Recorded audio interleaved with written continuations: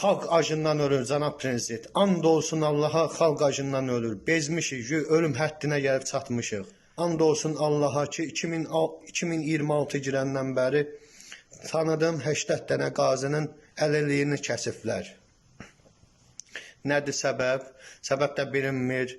Mehriban xanım, hər dəfə deyirsiniz ki, qazilər mənim qardaşımdır. Sizdən xahiş edirəm, bu Sosial Müdafiə Nazirliyinin barəsində bir tədbir görəsiniz. Bir şey ki, mən 2 aydır ki, pensiya almıram. 2 aydır ki, mənim cibimdə bir qəpik pul yoxdur. Qaziləri bezdirirlər, qaziləri vətənə olan məhəbbətin ürəyindən sirdirirlər. Hamısını deyilən sizin məmurlarınızdır, cənab prezident.